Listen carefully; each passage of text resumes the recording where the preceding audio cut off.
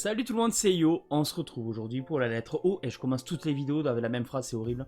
Avec mon plus joli t-shirt froissé, ça par contre c'est original aujourd'hui. On va commencer cette lettre O, il y a très peu de jeux. Il y a moins de 10 jeux, il y a 9 jeux. Donc c'est parti, on perd pas trop de temps mais ça va aller relativement vite aujourd'hui. On a le Haut But Pétanque 2, un jeu, un jeu pour les gâtés, pour le sang, un jeu pour les empéguer surtout, hein. Donc au but pétanque, c'est un jeu de pétanque sorti en 2012, jouable de 1 à 2, pas de métacritique, pas de durée de vie, je l'ai juste essayé, c'est relativement mou. Vous allez voir l'extrait de gameplay que je vais diffuser, en fait je pense que ça va suffire à lui-même. Particularité de ce but pétanque, on peut quand même en parler, boîtier violet comme les Kinect, mais c'est un jeu qui est compatible Kinect, qui n'est pas un jeu Kinect à part entière, puisque vous pouvez y jouer sans. Moi personnellement j'y ai joué sans, et qui à mon avis est encore moins bien, mais peut-être encore le ressenti encore plus mou à la manette, mais voilà. On passe à... Alors là, le titre, c'est Off, Orc and Men. Voilà. C'est un action RPG sorti en 2012, noté 64 sur 100, jouable en solo, 13 heures de durée de vie estimée. Il y a eu des suites, je crois qu'on a eu... je sais plus comment s'appelle le personnage, je sais pas si c'est pas Styx, quelque chose comme ça. Pour le petit gobelin, là. Jeu Focus, et il y a eu des suites. Donc voilà, après je veux pas trop parler dessus quand je connais pas plutôt que vous dire des conneries, voilà, je vous présente juste le jeu. Omerta City of Gangster, là c'est un petit peu original, c'est un jeu de simulation, gestion simulation on va dire, sorti en 2013, noté 43 sur 100, jouable en solo, 16 heures de durée de vie estimée. Vous allez un petit peu gérer avec cette vue, j'appelle ça moi des vues 3D ISO, mais c'est des vues 3 quarts, enfin c'est... C'est particulier à jouer sur console, hein, même si on sait que les XCOM ont cartonné dans le même genre.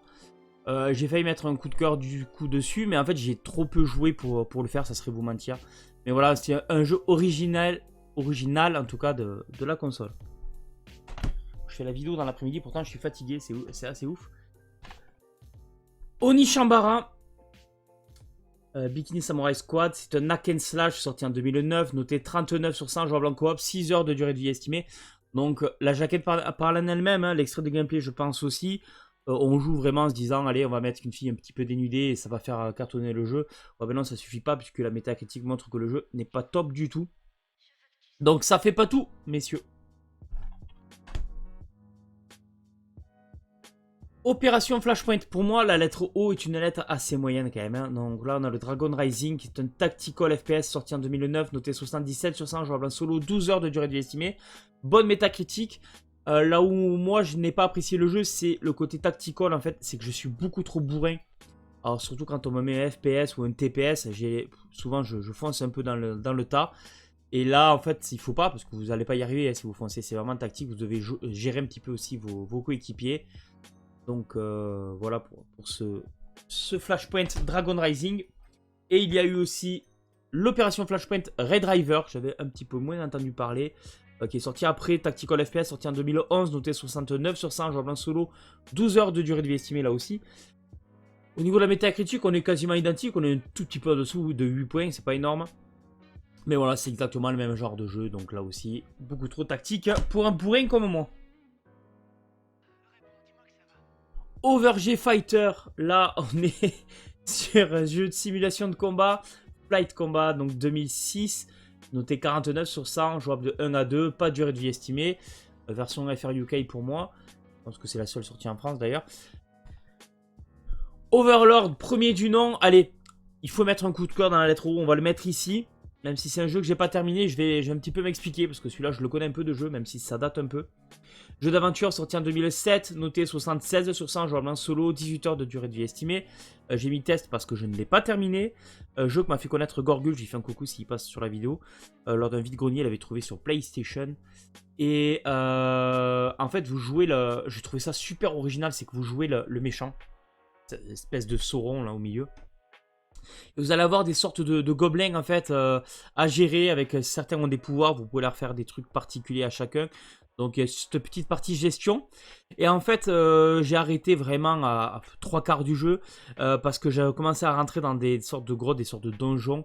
où je me perdais et ça me gonflait, je savais pas où il fallait aller, je manquais de gobelins pour faire certains trucs, donc je devais ressortir pour en recruter d'autres. Là, ça m'a vraiment saoulé, ça m'a sorti du truc et c'est vraiment très dommage. Parce qu'Overlord, excellent jeu, hein, très original, où vous jouez les méchants. Ça, j'adore ça! Overlord, deuxième du nom. Celui-là, du coup, je ne l'ai jamais fait puisque je voulais finir le premier avant. Jeu d'aventure, là aussi, sorti en 2009, noté 75 sur 100. Jouable de 1 à 2, celui-là. On peut faire le mode histoire à 2. Ouais. 16 heures de durée de vie estimée. Alors, c'est cool. Si on peut faire ça à 2, à la limite, avec un pote, peut-être que je le terminerai celui-là. Voilà, donc vous avez un peu plus de races différentes à contrôler. Hein, ce qu'ils appellent, eux, c'est pas des gobelins, c'est des larbins, ils appellent ça. Et voilà, c'est plutôt cool. Donc vous allez combattre des humains, il y avait des nains, il y avait... Alors j'ai fait ce jeu il y a plus de 5 ans, hein, donc je vous avoue que... J'avais bien aimé, donc j'ai quand même un petit souvenir. Voilà, lettre O déjà terminée, ça s'est fait en 6 minutes, mais bon, après, il n'y avait pas grand chose à dire sur ces jeux-là. Petit coup de cœur, la limite sur l'Overlord, mais voilà, c'est pas forcément des jeux à posséder si vous n'êtes pas full setter. Omerta est un jeu original.